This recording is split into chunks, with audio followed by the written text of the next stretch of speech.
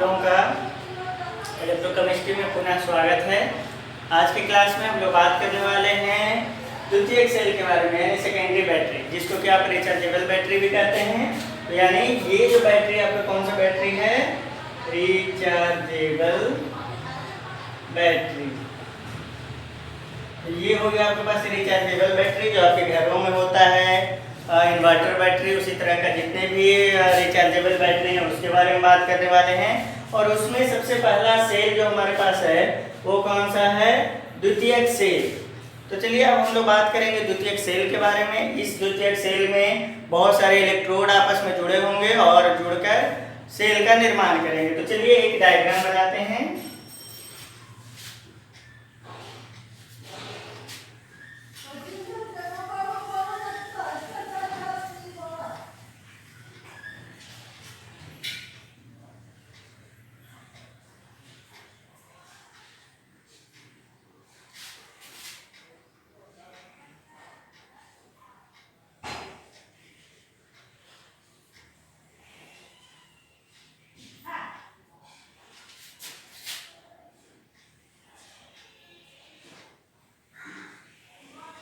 तो चलिए हम लोग क्या कर रहे हैं, एक द्वितीयक सेल का निर्माण कर रहे हैं जिसमें हमारे पास दो, यहाँ पे आपने देखा होगा इलेक्ट्रोड है और इस इलेक्ट्रोड को कुछ आप इस प्रकार से जोड़ सकते हैं।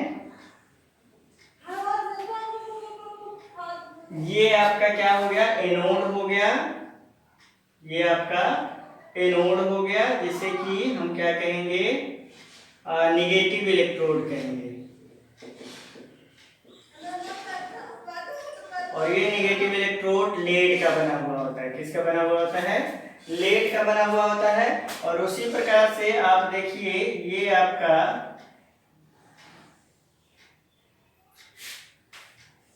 आपका एनोड है, तो ये ऋणात्मक भाग होगा और ये कैथोड है, तो ये किस तरह का भाग होगा? धनात्मक, यानी इसको कैथोड कहेंगे। और यह जो कैथोड होता है वह कैथोड पॉजिटिव इलेक्ट्रोड होगा।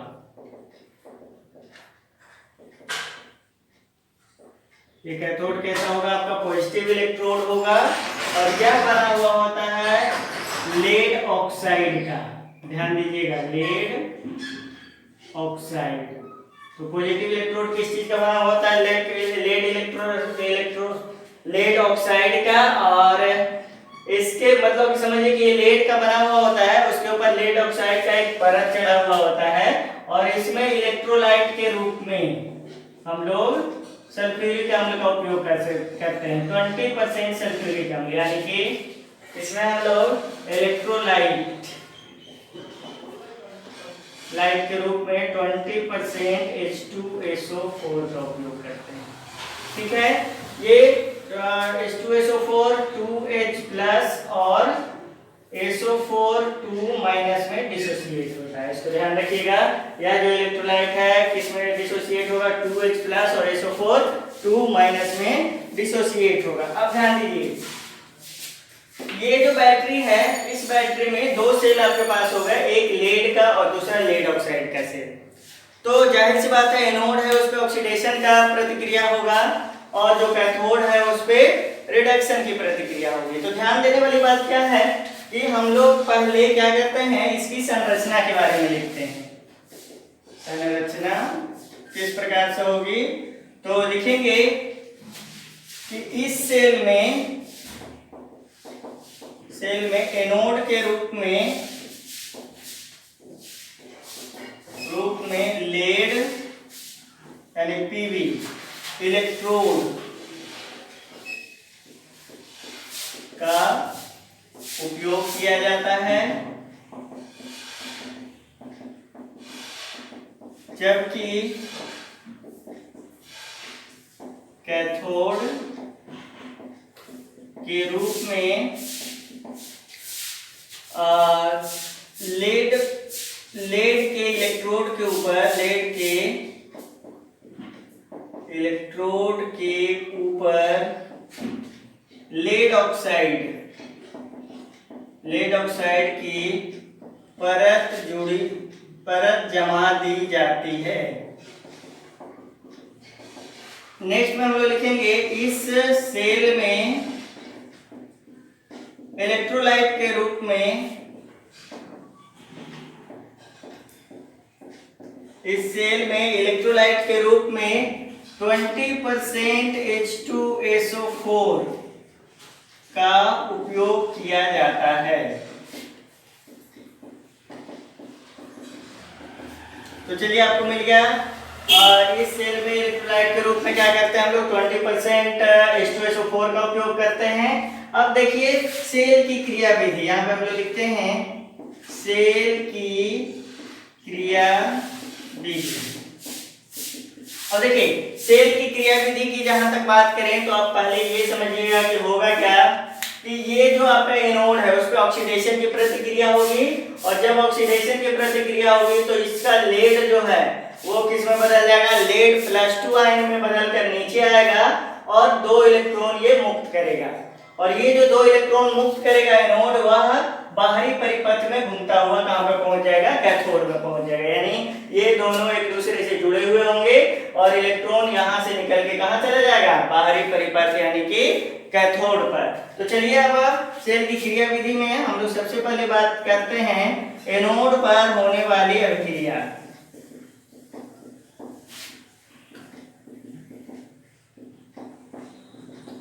तो हम लोग बात कर लेते हैं एनोड पर होने वाली अभिक्रिया। तो एनोड क्या है, लेड है, और ये क्या करेगा, लेड +2 आयन और 2 इलेक्ट्रॉन को मुक्त करेगा, यानी कि यहाँ पे कौन सा अभिक्रिया हो जाएगा, ऑक्सीडेशन का। ठीक है। और जब ये लेड +2 आयन में बनेगा और यह इलेक्ट्रोलाइट में आएगा तो इसमें क्या मौजूद है, ध्यान दीजिएगा 2H+ और साथ में SO4 2-। तो ये यहाँ से बनकर क्या आ रहा है, यहाँ से Pb+2 में इसमें आ रहा है। ठीक है। तो सॉल्यूशन में जब ये Pb+2 में आएगा तो ये Pb+2 SO4 2- के साथ मिलकर किस में बदल जाएगा, PbSO4 में। तो ये प्रतिक्रिया कहाँ हो गई, एनोड के ऊपर। अब बात करेंगे कैथोड पे दूसरी। अब कैथोड पर होने वाली अभिक्रिया। चलिए स्टूडेंट, तो अब हम लोग बात कर लेते हैं कैथोड पर होने वाली अभिक्रिया के बारे में। तो कैथोड क्या है हमारा, लेड ऑक्साइड है, ध्यान दीजिएगा ये क्या है हमारा, लेड ऑक्साइड PbO। अब ध्यान दीजिए ये जो लेड ऑक्साइड है, इस लेड ऑक्साइड का अभिक्रिया किसके साथ हो जाएगा, तो जल के साथ। मतलब कि आपका ये जो 20% सल्फ्यूरिक अम्ल है इसमें आपके पास H2O भी है जो H+ और OH- में टूटेगा। अब H+OH- में टूटेगा तो लेड ऑक्साइड के साथ क्या हो जाएगा, जल, और जल के साथ यहाँ पे आपको क्या मिल रहा है, 2 इलेक्ट्रॉन मिल रहा है। ये इलेक्ट्रॉन कहाँ से मिल रहा है आपको, तो लेड से जो मुक्त हुआ इलेक्ट्रॉन, वह इलेक्ट्रॉन आपको यहाँ पर मिलता है। कहाँ पर, यहाँ पर। और यहाँ पर मिलने के बाद ये किसमें बदल जा रहा है, PbOH में, लेड और हाइड्रोक्साइड में। ये यहाँ से बदल जा रहा है लेड हाइड्रोक्साइड में। और यहाँ पे ध्यान दीजिए कि 2PbO ले लीजिए, यहाँ पे 2H2O ले लीजिए, PbOH ले लीजिए। और ये जो PbOH है ये क्या करेगा, यहाँ पे एक मिनट, लेड हाइड्रोक्साइड जो है इसकी प्रतिक्रिया जो होगी +4H+ SO4 2-। और जब ये इसकी अभिक्रिया होगी तो ये किसमें बदल जाएगा, PbSO4 में बदल जाएगा। ठीक है, किसमें बदल गया, PbSO4 में। और यहां से क्या मिल गया, 4H2O मिल गया। ध्यान दीजिएगा। तो अब क्या हो रहा है कि यहाँ पे ऑक्सीडेशन का प्रोसेस हो रहा है, सॉरी यहाँ पे रिडक्शन का प्रोसेस हो रहा है। यहाँ पे हम लोग क्या लिख देंगे, रिडक्शन का प्रोसेस। नेट सेल अभिक्रिया क्या हो जाएगी हमारी, तो नेट सेल अभिक्रिया को हम लोग अगर ध्यान देंगे तो एनोड और कैथोड दोनों मिलकर नेट सेल अभिक्रिया जो बनाएगा वह क्या बनाएगा, Pb+2PbO प्लस यहाँ पर H2SO4 क्या मिल जाएगा हमें, PbSO4 मिल जाएगा, और साथ में क्या मिल जाएगा, H2O मिल जाएगा। तो देखिए ये समीकरण आपका यहाँ पे आ रहा है, यानी कहने का मतलब क्या हुआ कि दो तरह की अभिक्रिया हो रही है। आप ध्यान दीजिएगा, पहला लेड जो है वो लेड +2 आयन में बदल रहा है, +2 आयन में बदलने के बाद ये सॉल्यूशन में मिल जा रहा है एनोड से, और 2 इलेक्ट्रॉन जब कैथोड को मिल रहा है तो कैथोड पर जाकर लेड जो है, ये लेड ऑक्साइड जो है वो किस में, लेड हाइड्रोक्साइड में बदल जा रहा है। और लेड हाइड्रोक्साइड में जैसे ही ये बदल जा रहा है तो क्या हो रहा है कि इस तरह से ये इलेक्ट्रॉन का संचालन हो रहा है बाहरी परिपथ में, और जब इलेक्ट्रॉन का संचालन हो रहा है तो क्या हो रहा है, हमें विद्युत धारा प्राप्त हो रही है। तो ये तो हो गया सेल अभिक्रिया। लेकिन जब आप चार्ज करते हैं इसे, ध्यान दीजिएगा, इसकी विपरीत अभिक्रिया के बारे में करेंगे। ये तो डिस्चार्जिंग का कंडीशन हो गया जब आप यहाँ से विद्युत धारा प्राप्त कर रहे हैं। अब देखिए हम लोग यहाँ पे लिखते हैं इन चार्जिंग कंडीशन, कि जब आप बैटरी को चार्ज करते हैं तो प्रतिक्रिया विपरीत दिशा में चलने लगती है। यहां पे लिखिएगा, पहला एनोड पर लेड जमा होने लगता है तथा, पहला तो हो गया एनोड पर जमा होने लगेगा। दूसरी बात करेंगे, जो लेड हाइड्रोक्साइड था यहाँ पे लिखेंगे पीबी, सॉल्यूशन से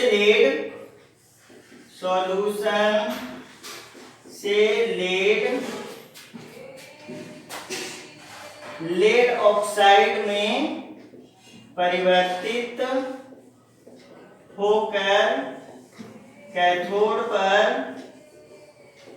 जमा होने लगता है। तो कहने का मतलब ये हो गया कि अब ये आप देख सकते हैं यहाँ पर क्या हो रहा है कि प्रतिक्रिया उल्टी हो जा रही है। पहली प्रतिक्रिया में आप ध्यान दीजिएगा कि जब आप इसे विद्युत धारा निकाल रहे होते हैं उस समय लेड इससे निकलकर इसमें आ जा रहा होता है, और जब आप चार्जिंग कर रहे होते हैं तो फिर ये लेड यहाँ से निकल के यहाँ जमा हो जाता है। तो क्या होगा उससे कि जब आप फिर इससे चार्जिंग हो गया, चार्ज हो गया, उसके बाद जब विद्युत धारा निकलेगा तो फिर लेड यहाँ से यहाँ निकल जाएगा, और उसके आधार पर इलेक्ट्रॉन यहाँ पे क्या करने रहेगा, प्रवाहित होता रहेगा। तो इस तरह से द्वितीयक सेल कार्य करता है कि एनोड से निकलकर लेड सॉल्यूशन में, और सॉल्यूशन से निकलकर एनोड पे लेड जाते रहता है, और इस तरह से क्या होता है कि आपका चार्जिंग और डिस्चार्जिंग दोनों कंडीशन में यह सेल कार्य करता रहता है। अतः इस सेल को हम लोग क्या कहते हैं, इस सेल को हम लोग द्वितीयक सेल कहते हैं। तो चलिए स्टूडेंट, आप इसको समझिए और समझ के इसको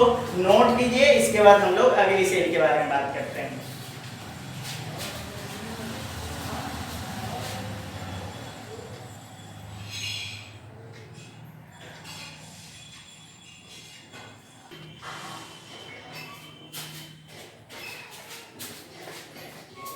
वेल स्टूडेंट्स, अब हम लोग बात करेंगे हाइड्रोजन ऑक्सीजन ईंधन सेल के बारे में। देखिए ईंधन सेल, फ्यूल की बात हम लोग कर रहे हैं। जैसे रॉकेट प्रोपल्शन की बात करते हैं कि रॉकेट जो छोड़ा जाता है उसमें ईंधन के रूप में हम लोग किसका उपयोग करते हैं, हाइड्रोजन का उपयोग करते हैं, हाइड्रोजन सेल का उपयोग करते हैं। तो आज हम लोग हाइड्रोजन ऑक्सीजन ईंधन सेल के बारे में बात करेंगे, और यहाँ पे इस सेल के बारे में आपको बताने की कोशिश करेंगे कि किस प्रकार से हम लोग क्या कर सकते हैं कि हाइड्रोजन से ईंधन प्राप्त कर सकते हैं। और ध्यान रखिएगा, हाइड्रोजन को जलाने पर जो ईंधन प्राप्त होता है उसकी कैलोरीफिक वैल्यू यानी कि ऊष्मा जो उसकी होती है बहुत ज़्यादा होती है, और वह यह जो है वो करीब करीब 80% ऊष्मा को निर्धारित करता है। मतलब कि जितना भी आप सेल में हाइड्रोजन जलाते हैं उसका 80% यह विद्युत ऊर्जा में तब्दील हो जाता है। तो एक तरह से कहा जाए कि जितने भी सेल हमारे पास हैं, जितने भी हमारे पास ईंधन हैं, उस ईंधन में हाइड्रोजन ईंधन सबसे महत्वपूर्ण और सबसे ज़्यादा ऊष्मीय मान वाला होता है। यानी कि अगर हाइड्रोजन को हम लोग जलाते हैं तो सबसे ज़्यादा ऊष्मा हमें मिलता है। तो चलिए हम लोग आज बात कर रहे हैं हाइड्रोजन ऑक्सीजन ईंधन सेल के बारे में। और ध्यान दीजिए, इसको अगर हम लोग बनाएं तो एक बर्तन लीजिए, इस बर्तन में आपको 2 इलेक्ट्रोड लेना होगा।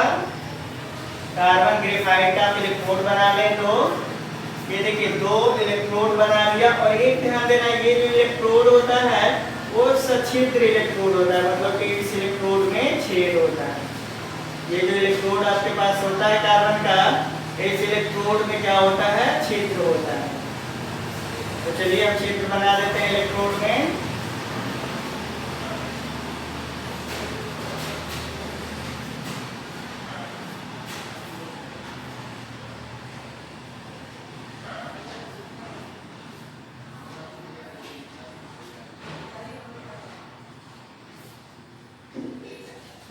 देखिए ये एक ग्रेफाइट का इलेक्ट्रोड है, यहाँ पे लिख देंगे ग्रेफाइट इलेक्ट्रोड, और इस ग्रेफाइट इलेक्ट्रोड छिद्रयुक्त लिखते हैं, छिद्रयुक्त। और इसमें क्या किया जाता है स्टूडेंट कि इस ग्रेफाइट इलेक्ट्रोड में हाइड्रोजन गैस यहाँ से हम लोग प्रवाहित करेंगे, यहाँ पे लिखेंगे हाइड्रोजन गैस, और यहाँ पे प्रवाहित किया जाएगा, और यहाँ पे हम लोग प्रवाहित करेंगे इसमें ऑक्सीजन गैस, यहाँ प्रवाहित किया जाएगा ऑक्सीजन गैस। तो देखिए हाइड्रोजन गैस जिस इलेक्ट्रोड पे हम लोग प्रवाहित करेंगे उस इलेक्ट्रोड को हम लोग क्या कहेंगे, यहाँ पे एनोड कहेंगे।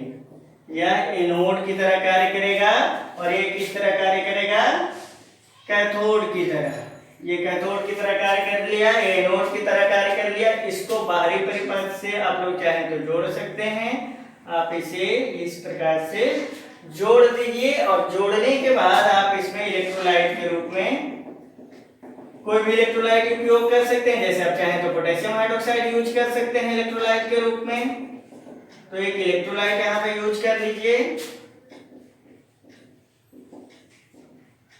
इलेक्ट्रोलाइट में KOH यूज कर लीजिए, आप KOH पोटेशियम हाइड्रोक्साइड यूज कर सकते हैं। और एक काम और करना है यहाँ से कि आपको इस तरह से एक नली बनानी है जो कि यहाँ पर इससे भी जुड़ा हो। और देखिए सब जब रासायनिक अभिक्रिया होगी तो यहाँ से जल जो है वो बाहर निकलेगा, ध्यान रखना है। किस तरह की रासायनिक अभिक्रिया होगी ये हम आपको बताएंगे। ये नेगेटिव इलेक्ट्रोड और ये पॉजिटिव इलेक्ट्रोड, और यहाँ से जल मुक्त होगा। तो चलिए स्टूडेंट हम लोग आगे बात करते हैं कि किस तरह की ये अभिक्रिया हो रही है। यहाँ पर भी आप कैथोड को क्या लिख सकते हैं, सछिद्र इलेक्ट्रोड। चलिए स्टूडेंट तो क्या हो गया, सछिद्र इलेक्ट्रोड हो गई। ये पूरा का पूरा आपका एक हाइड्रोजन ऑक्सीजन ईंधन सेल है। इसमें आपने क्या किया है, दो कार्बन से बने इलेक्ट्रोड को लिया है जो कि छिद्र वाला इलेक्ट्रोड है, एनोड है। उससे इस इलेक्ट्रोड पे हम लोग क्या कर रहे हैं, हाइड्रोजन गैस इसमें प्रवाहित कर रहे हैं, जबकि इस इलेक्ट्रोड पे ऑक्सीजन गैस प्रवाहित कर रहे हैं। हाइड्रोजन गैस का टेंडेंसी होता है ऑक्सीकरण का, यानी केटायन बनाने का, धनायन बनाने का। अतः वह किस तरह कार्य करेगा, एनोड की तरह कार्य करेगा, जबकि ऑक्सीजन का टेंडेंसी होता है इलेक्ट्रॉन ग्रहण करने का।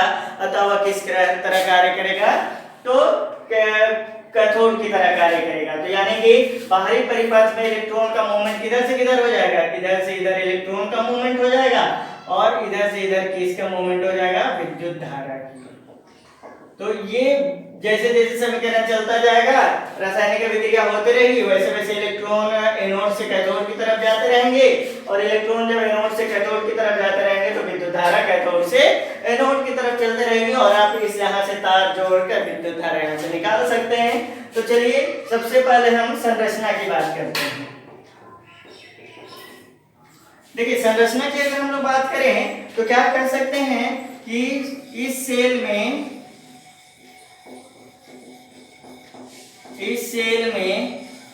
कार्बन के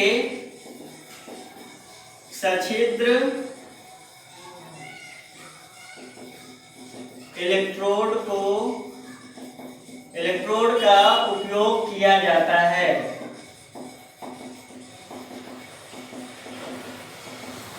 पहला पॉइंट लिखेंगे,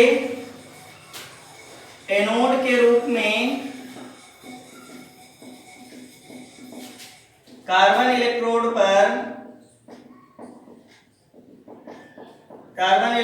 पर हाइड्रोजन गैस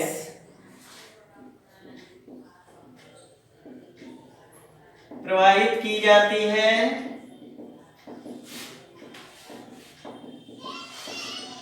क्या हो गया, एनोड के रूप में कार्बन इलेक्ट्रोड पर हाइड्रोजन गैस प्रवाहित की जाती है, जबकि कैथोड के रूप में कार्बन इलेक्ट्रोड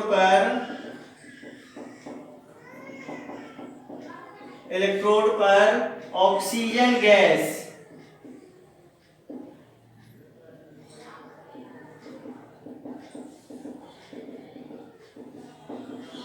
तो क्या हो गया स्टूडेंट, एनोड पे हम लोग हाइड्रोजन गैस प्रवाहित कर रहे हैं और कैथोड पे हम लोग क्या प्रवाहित कर रहे हैं, ऑक्सीजन गैस प्रवाहित कर रहे हैं। जबकि एक बात और ध्यान रखिएगा, इस सेल में इलेक्ट्रोलाइट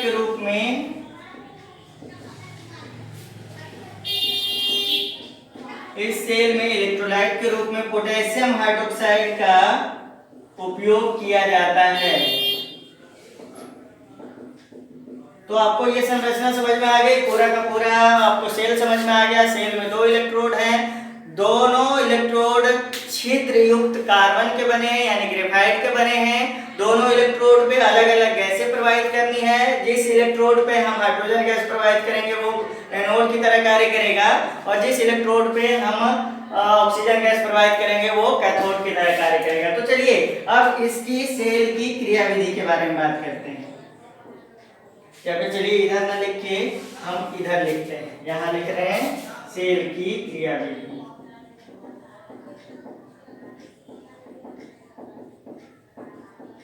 क्रियाविधि में सेल का क्या मिल जाएगा आपको, पहला लिखिए एनोड पर प्रतिक्रिया।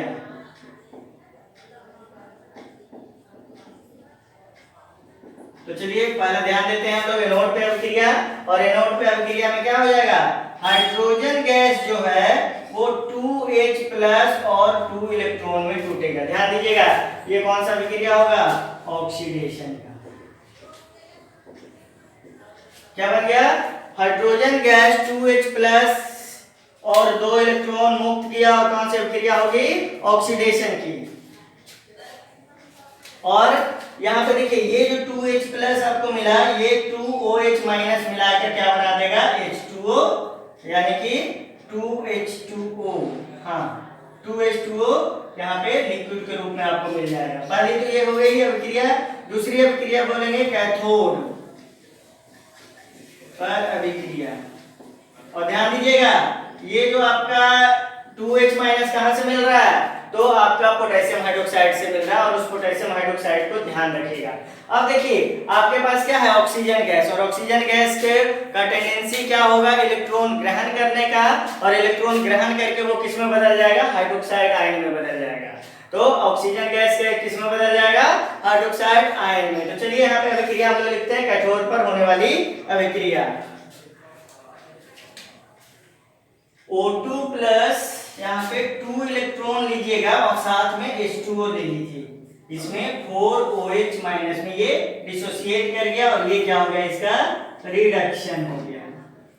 और ये OH- यहाँ पे भी उपयोग हो जाएगा, यानी कि ये क्या कर रहा है कि जो वाटर बन रहा है उस वाटर के साथ इलेक्ट्रॉन के साथ मिलकर 4OH- में बदल रहा है। यहाँ पे पूर्ण अभिक्रिया, पूर्ण सेल अभिक्रिया हम लोग लिखेंगे, और पूर्ण सेल अभिक्रिया स्टूडेंट क्या हो जाएगा, H2+ O2 और बन गया क्या, 2H2O, यानी 2H2+ O2 2H2O। ये आपका समीकरण आपको यहाँ पे मिल जाता है, यानी कि, और ध्यान दीजिए जैसे ही ये जल बनेगा, ये जल यहाँ से इस तरह से इससे होते हुए ये बाहर निकलता रहेगा, यानी जल बाहर निकलता रहेगा और बाहरी परिपथ में इलेक्ट्रॉन मुक्त होता रहेगा, और इसी इलेक्ट्रॉन से हम क्या प्राप्त करेंगे, विद्युत धारा प्राप्त करेंगे। तो ये आपका कौन सा सेल हो गया, द्वितीयक सेल में ईंधन सेल हो गया आपके पास, हाइड्रोजन ऑक्सीजन ईंधन सेल। तो इस तरह से हाइड्रोजन ऑक्सीजन ईंधन सेल से हम लोग क्या करते हैं, विद्युत धारा प्राप्त करते हैं। तो चलिए स्टूडेंट इसको ध्यान में रखिएगा। एक बात ध्यान में आपको ये रखना है कि इस सेल में, यहाँ पे एक पॉइंट हम लिख देते हैं, इस सेल में 80% ईंधन का उपयोग विद्युत धारा के उत्पादन में किया जाता है। तो क्या हो गया, 80% ईंधन का उपयोग विद्युत धारा के उत्पादन में किया जाता है। तो चलिए स्टूडेंट, ये हो गया आपके पास हाइड्रोजन, ऑक्सीजन, ईंधन सेल। अब इसके बाद हम लोग बात कर लेते हैं, हमारे यहाँ सेल खत्म हो गया। अब एक टॉपिक और बचा है आपके पास कोरोजन का, जिसको कि हम संक्षारण कहते हैं। तो संक्षारण के बारे में बात करते हैं। आप लोग फिलहाल इसको नोट डाउन कीजिए।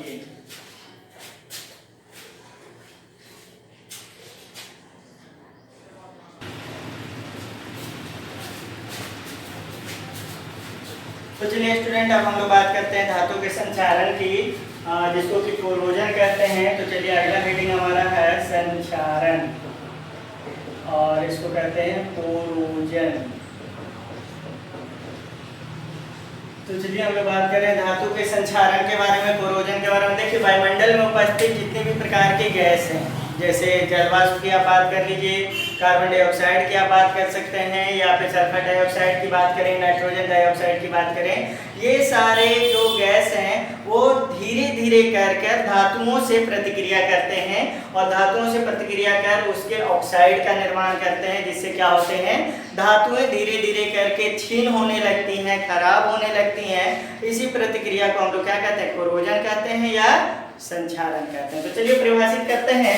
यहाँ पे हम लोग क्या लिख सकते हैं कि वायुमंडल में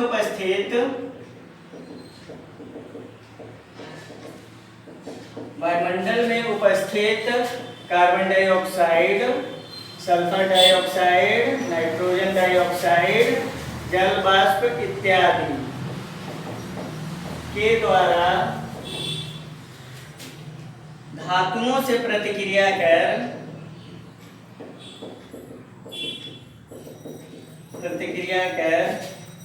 ऑक्साइड का निर्माण किया जाता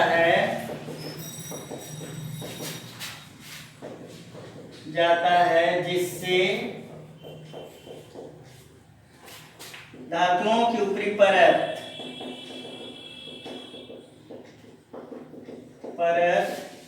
क्षीण होने लगती है,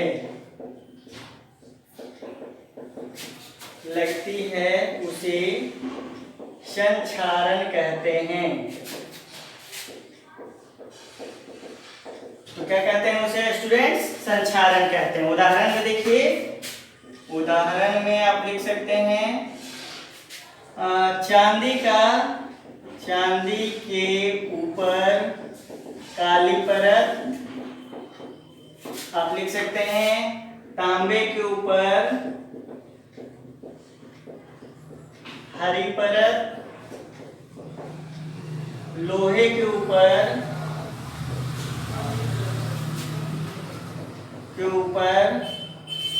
भूरी परत इत्यादि। ये सारे क्या कहलाएंगे, संक्षारण कहलाएंगे, ऑक्साइड का निर्माण होगा। तो चलिए सबसे पहले हम लोग बात कर लें किसके बारे में, रस्टिंग ऑफ आयरन।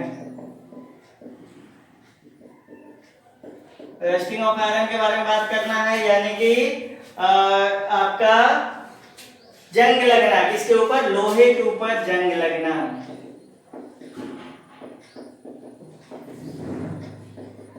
तो देखिए, लोहे के ऊपर जंग लगना में आप ऐसे समझ सकते हैं, मान लीजिए एक लोहा का एक पत्थर है, और इस लोहे के पत्थर में जगह जगह पे क्या होते हैं कि कुछ टूट फूट रहता है। होता क्या है, वायुमंडल में ऑक्सीजन भी मौजूद है, जल भी मौजूद है, यानी कि नमी मौजूद होता है वातावरण में, ऑक्सीजन मौजूद होता है। तो इसका जो आयरन है, ये आयरन क्या करेगा कि यहाँ पर आयरन का गुण जो होता है वो ऊर्जा मिलने के बाद ये Fe, या फिर यहाँ पे हम लिख देते हैं क्या किस में बदल जाता है, Fe+2 और 2 इलेक्ट्रॉन में, यानी इसका क्या हो रहा है यहाँ पे, ऑक्सीकरण। ऑक्सीकरण की प्रतिक्रिया हो रही है, जिसमें आयरन क्या हो रहा है, आयरन अपने आयनों में और किस में बदल जा रहा है, 2 इलेक्ट्रॉन मुक्त कर रहा है। अब ये ध्यान दीजिएगा, यह जो आयरन +2 में बदला, यह आयरन +2 क्या करेगा, वायुमंडलीय जल वाष्प से प्रतिक्रिया करेगा, यानी ये जल वाष्प और ऑक्सीजन जो है इससे ये प्रतिक्रिया करेगा, प्रतिक्रिया करके किसमें बदल जाएगा, Fe2O3 यानी कि आयरन ऑक्साइड में।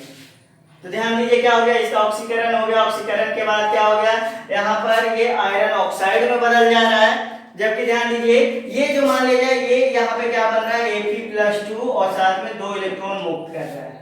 अब जब ये 2 इलेक्ट्रॉन मुक्त कर रहा है तो ये क्या करेगा कि वायुमंडलीय ऑक्सीजन, यहाँ पे हम लिख दे रहे हैं इसको, थोड़ा सा यहाँ पे ध्यान दीजिए कि मान लीजिए यहाँ पे ये वायुमंडलीय ऑक्सीजन मिल रहा है, तो ये वायुमंडलीय ऑक्सीजन के साथ प्रतिक्रिया कर किसमें बदल जा रहा है Fe2O3 में। तो यहाँ पर कौन सी प्रतिक्रिया हो रही है स्टूडेंट, अवकरण की। तो कहने का मतलब धातु के ऊपर ऑक्सीकरण और अवकरण दोनों की प्रतिक्रिया होती है, जिसकी वजह से क्या होता है कि धातु अपने ऑक्साइड में बदल जाता है और यही ऑक्साइड क्या कहलाता है, जंग कहलाता है। तो ध्यान दीजिएगा धातु का, आयरन का यहाँ पर ऑक्सीकरण हो रहा है और ऑक्सीजन का क्या हो रहा है, यहाँ पे अवकरण हो रहा है। तो ध्यान देना है कि आपका ऑक्सीकरण और अवकरण दोनों की प्रतिक्रिया से यह जंग लगने की विधि होती है, और ये जो आयरन ऑक्साइड का निर्माण हुआ, इसी आयरन ऑक्साइड को हम लोग क्या कहेंगे, जंग कहेंगे, जिसको रस्ट कहा जाता है। तो ध्यान दीजिए आयरन किसमें बदल रहा है, +2 में, और ये जो 2 इलेक्ट्रॉन मिल रहा है, ये 2 इलेक्ट्रॉन ग्रहण कर ऑक्सीजन इसके साथ क्या करेगा, इलेक्ट्रॉन को ग्रहण कर जल में परिवर्तित हो जाएगा। तो इस तरह से ऑक्सीजन का अवकरण और आयरन का ऑक्सीकरण और इन दोनों से बने उत्पाद को हम लोग क्या कहते हैं, जंग कहते हैं। तो चलिए अब यहाँ पे ये अभिक्रिया देख लेते हैं, रस्टिंग ऑफ आयरन, लोहे के ऊपर जंग लगना। इसमें हम एक बात लिखेंगे क्या कि लोहे के वातावरण में लोहे की उपस्थिति, यहाँ पे लिखेंगे लोहे की उपस्थिति,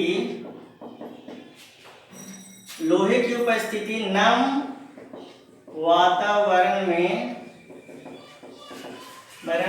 होने पर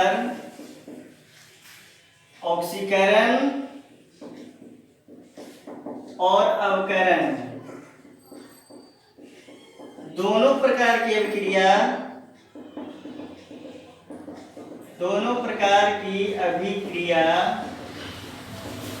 होने की वजह से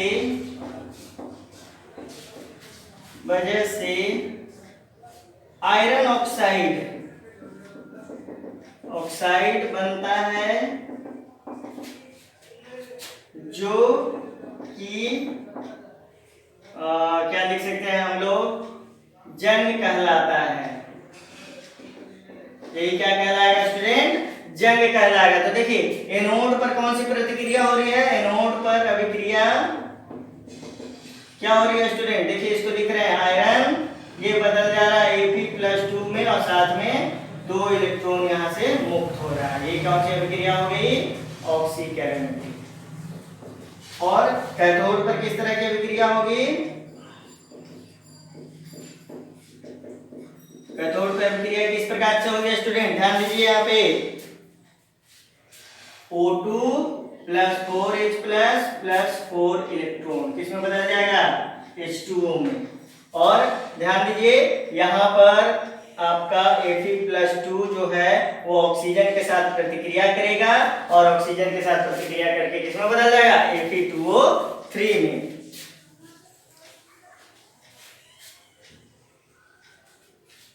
और यहाँ पे लिखेंगे Fe+ यहाँ पे Fe+O2 + 4H+, इसमें बदल जाएगा Fe2O3 + H2O, Fe2O3 × H2O, और इसी को क्या कहेंगे, रस्ट कहेंगे, और यही क्या कहलाएगा, जंग कहलाएगा। तो ध्यान दीजिए आयरन ऑक्साइड यानी फेरिक ऑक्साइड को हम लोग क्या कहते हैं, जंग कहते हैं। तो ये हो गया आपका संक्षारण, जहाँ पे कि ऑक्सीकरण और अवकरण यानी लोहे के ऊपर 2 तरह के इलेक्ट्रोड का निर्माण हो जाता है, एक एनोड का और एक कैथोड का, यानी ऑक्सीकरण की अभिक्रिया होती है, अवकरण की अभिक्रिया होती है, जिसके कारण आयरन ऑक्साइड का निर्माण होता है। और इसी आयरन ऑक्साइड को हम लोग क्या कहते हैं, जंग कहते हैं। और जैसे जैसे आयरन ऑक्साइड का निर्माण होता चला जाएगा, वैसे वैसे हमारा लोहा क्या होता चला जाएगा, क्षीण होता चला जाएगा, समाप्त होता चला जाएगा। तो चलिए ये स्टूडेंट आप लिखिए कोरोजन के बारे में। इसके बाद हम आपको कोरोजन से यानी कि जंग से बचने के उपाय के बारे में बात करेंगे।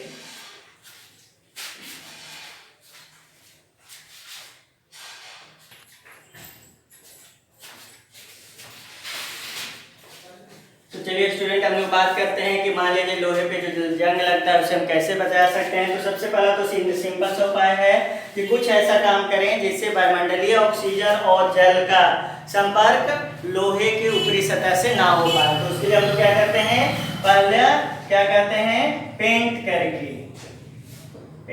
लोहे की ऊपरी सतह पर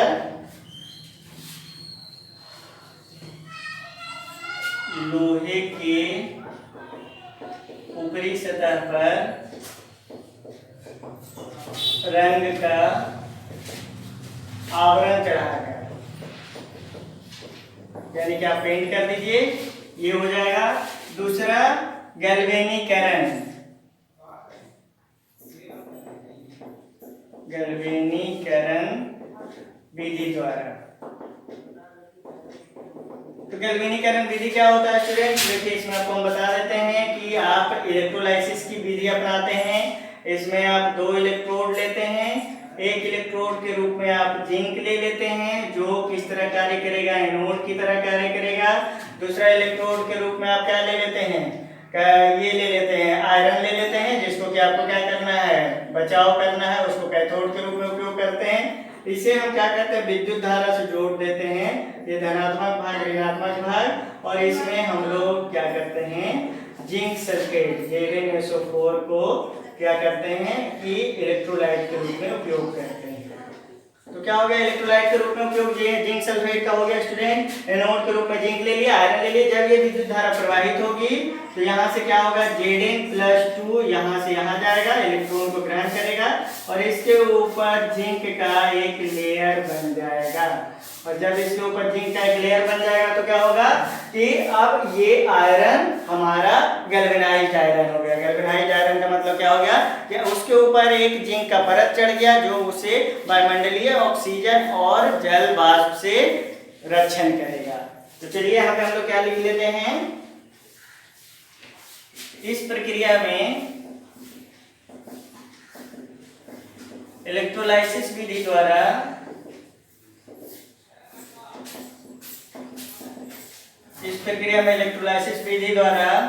जिंक का लेप आयरन के ऊपर चढ़ाया जाता है, जिससे जिंक का लेप आयरन के ऊपर चढ़ाया जाता है जिससे आयरन का जंग से बचाव होता है। तो क्या हो गया, इस प्रक्रिया में इलेक्ट्रोलाइसिस की विधि है। इस इलेक्ट्रोलाइसिस विधि में जिंक का लेप चढ़ा देते हैं हम लोग इलेक्ट्रोलाइसिस विधि के द्वारा आयरन के ऊपर, जिससे कि उसका संपर्क टूट जाता है वातावरण के ऑक्सीजन और जलवाष्प के साथ, जिससे कि ये क्या हो जाता है, हमारा गैस संचालन इसका हो जाता है, बचाव हो जाता है। तीसरा में हम लोग क्या लिखते हैं, तीसरा हम लोग लिख सकते हैं कैथोडिक रक्षण। कैथोडिक रक्षण, इसमें हम क्या करते हैं कि लोहे को कैथोड बनाकर उसके ऊपर किसी भी अक्रिय धातु का लेप चढ़ाते हैं, जिससे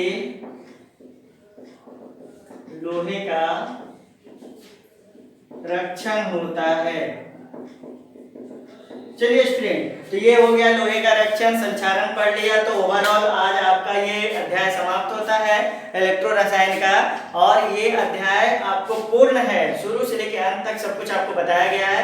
अगर आपको कुछ भी इलेक्ट्रोकेमिस्ट्री में नहीं समझ में आ रहा हो तो आप हमारे प्लेलिस्ट में जा सकते हैं। प्लेलिस्ट में जाने के बाद आपको इलेक्ट्रोकेमिस्ट्री से संबंधित सारे के सारे टॉपिक कवर किया गया है, इसमें सारे टॉपिक्स मिल सकते हैं। उसमें जाके आप लोग स्टडी कीजिए, और स्टडी करने के बाद अगर किसी तरह का कोई परेशानी आती है तो आप कमेंट कर सकते हैं, उसका आपको रिप्लाई दिया जाएगा। और आप इससे बेनिफिटेड हो सकते हैं। वैसे सारे स्टूडेंट जो कि इलेक्ट्रोकेमिस्ट्री पढ़ना चाहते हैं वो इस चैनल पे आए और चैनल पे आके पूर्णतः हिंदी माध्यम में भी उपलब्ध है और इंग्लिश मीडियम में भी अवेलेबल है। तो आप जिस माध्यम में पढ़ना चाहें उस माध्यम में इससे फायदा उठा सकते हैं। तो चलिए student, thanks for watching this video. Okay, good bye.